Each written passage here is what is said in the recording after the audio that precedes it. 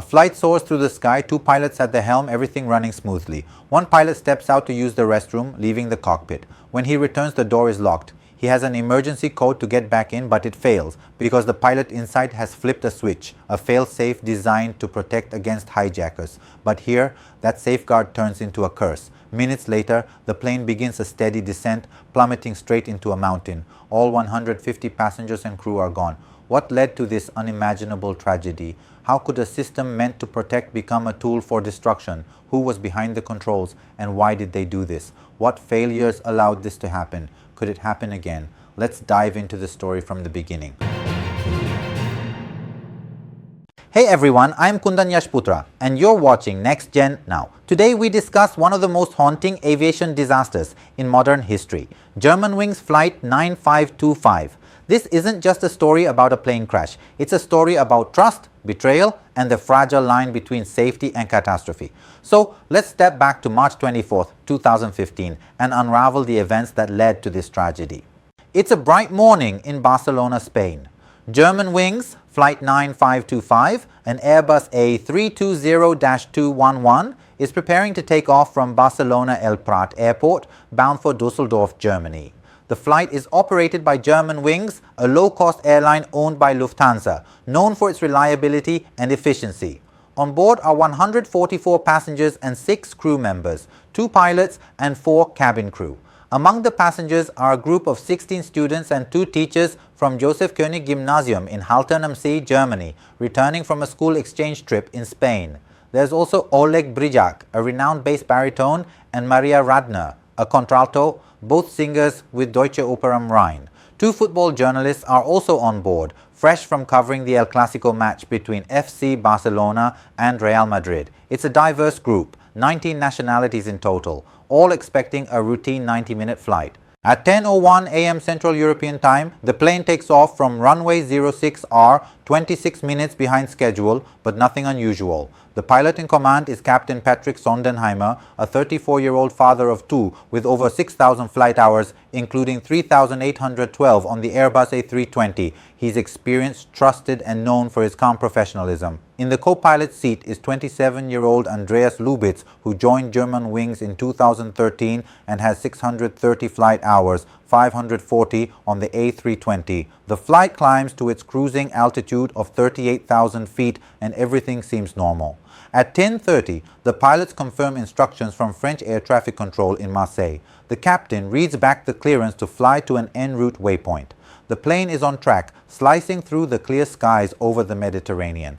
But then something shifts. Just minutes after that communication, at 10:31, the plane begins to descend without clearance. The Marseille Control Center notices the aircraft dropping to around 36,000 feet, nearly 2,000 feet below its assigned altitude. They radio the crew, "What altitude are you cleared for?" No response. 30 seconds pass, they try again. Silence. Over the next few minutes, from 10:35 to 10:39, Marseille tries multiple frequencies. Another aircraft attempts contact. Even the French air defense system gets involved, scrambling a Mirage jet from Orange Caritat Air Base to intercept. But Germanwings 9525 is a ghost. No answers, just a steady descent. By 10:40, radar contact is lost. The plane is now at 6,175 feet, far below its cruising altitude. 1 minute later, at 10:41 a.m., a seismic station 12 kilometers away records a violent impact. Flight 9525 has slammed into the southern side of Tête du Travers, a rugged peak in the Massif des Trois Évêchés in the French Alps, 100 kilometers northwest of Nice. The aircraft, traveling at 700 kilometers per hour, disintegrates on impact. The debris field spans 2 square kilometers, with pieces no larger than a car. There are no survivors. Let's pause here. Imagine being an air traffic controller, watching a blip on your screen drop inexplicably, your calls unanswered. Or picture the passengers, maybe chatting, reading, or napping, unaware of the nightmare unfolding in the cockpit. This wasn't an accident caused by weather or mechanical failure. This was something far darker. To understand what happened, we need to rewind and meet the key players in this tragedy. Captain Patrick Sondenheimer was a seasoned pilot, a family man with a wife and 2 children. He'd flown for Lufthansa, Condor, and Germanwings, amassing thousands of hours in the air. His colleagues described him as dedicated, someone who lived for aviation but always put safety first. In his final moments, as we'll see, he fought to save his passengers with everything he had. The co-pilot, Andreas Lubitz, was different. Born in 1987 in Neuburg an der Donau, Bavaria, and raised in Montabaur, Rhineland-Palatinate, Lubitz was obsessed with flying from a young age. His bedroom walls were plastered with posters of Airbus, Boeing, and Lufthansa planes. He became an expert glider pilot as a teenager and joined Lufthansa's prestigious flight academy right out of high school. To outsiders, he was living the dream, a young man on track to become a commercial pilot. But beneath the surface, Lubitz was struggling. In 2008, just months into his training at Lufthansa's flight school in Bremen, he hit a wall. A severe depressive episode forced him to pause his training. He was hospitalized, treated with antidepressants, and placed under psychiatric care for months. By August 2009, his psychiatrist declared him in remission and he resumed training, but this episode left a mark. To fly in the US at Lufthansa's Arizona Training Center, Lubitz had to complete an FAA medical form. He lied, claiming he'd never been diagnosed with a mental disorder. When the FAA caught the lie, he admitted to his depression and was given a second chance. He completed his training, worked as a flight attendant for Lufthansa while earning his commercial pilot's license, and joined Germanwings in June 2014. Fast forward to 2015. Lubitz's mental health was deteriorating again. He was plagued by fears of going blind, seeing stars, halos, and flashes of light. He visited ophthalmologists and neurologists obsessively, sometimes multiple times a week, but scans showed no physical issues. His family doctor diagnosed a hypochondriacal disorder and signs odd of psychosis. The doctor urged him to seek psychiatric treatment, but Lubitz refused. Instead, he returned to his original psychiatrist in January 2015, receiving psychotherapy and heavy antidepressants, including escitalopram and mirtazapine, plus a sleep aid, zopiclone. These medications, especially escitalopram, can carry risks of suicidal thoughts, particularly early in treatment. Lubitz was prescribed escitalopram just 9 days before the crash. Despite his condition, Lubitz kept flying.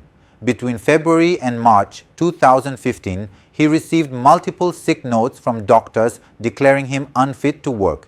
He tore them up and didn't inform Germanwings. On March 20th, 4 days before the crash, he researched the Airbus A320 cockpit door locking mechanism online. On the outbound flight from Düsseldorf to Barcelona, while Captain Sondenheimer was out of the cockpit, Lubitz briefly tested the descent settings. He was planning something. Let's go back to the cockpit of Flight 9525. At 10:30 a.m., after reaching cruising altitude, Captain Sondenheimer steps out to use the restroom. Almost immediately, Lubitz locks the cockpit door and sets the autopilot to descend to 100 feet, an impossibly low altitude. The Airbus A320's cockpit door, redesigned after 9/11 to prevent hijackings, is a fortress. To enter, a crew member uses an intercom and a keypad with a pound key, which buzzes the cockpit. The pilot inside can switch the door control to unlock, allowing entry. There's also an emergency code that triggers a 30-second timer, opening the door for 5 seconds. But in a hijacking scenario, the pilot can flip the control to lock, overriding all access. That's exactly what Lubitz did. When Sondenheimer returns at 10:34, he requests access. No response. He tries the emergency code. It fails. The cockpit voice recorder captures his knocks, then bangs, then violent blows as he desperately tries to break in. The door, built to withstand armed hijackers, doesn't budge. Inside, Lubitz is silent, breathing steadily as the plane descends at 3,400 feet per minute. Passengers begin to scream in the final moments, aware of their fate. At 10:41, the plane crashes into the mountain. The aftermath was grim.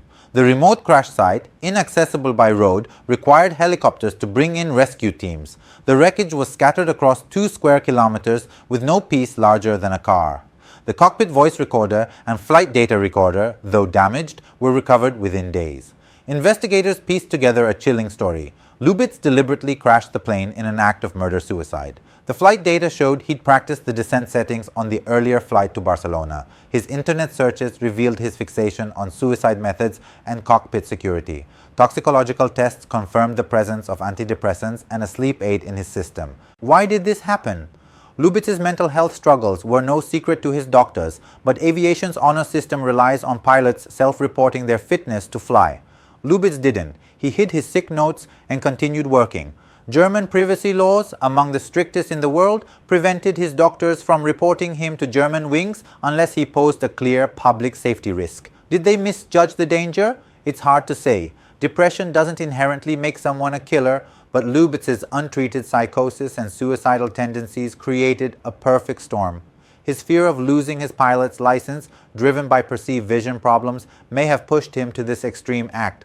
The human toll was devastating. The 16 students from Haltern am See left their town reeling. Mayor Bodo Klimpel called it the darkest day in Haltern's history. Captain Sondenheimer's wife established a foundation in his name to help children cope with grief. Lufthansa paid 75,000 euros per victim's family and 10,000 euros per close relative for pain and suffering, but no amount could erase the loss. Germanwings was rebranded as Eurowings, a decision made before the crash but accelerated by its shadow.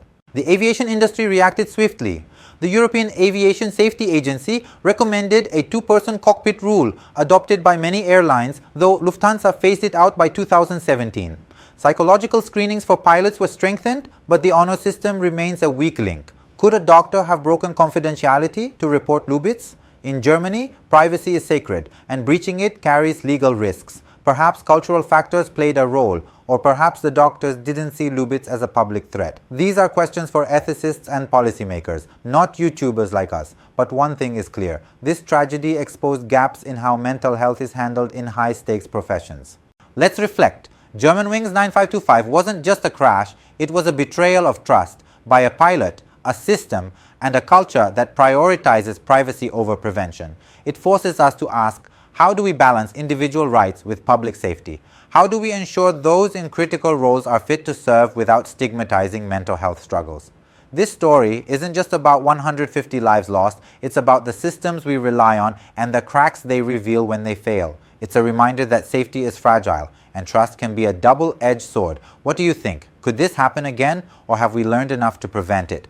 Share your thoughts in the comments. And if this story moved you, subscribe to NextGen Now and share it with a friend. Thanks for watching.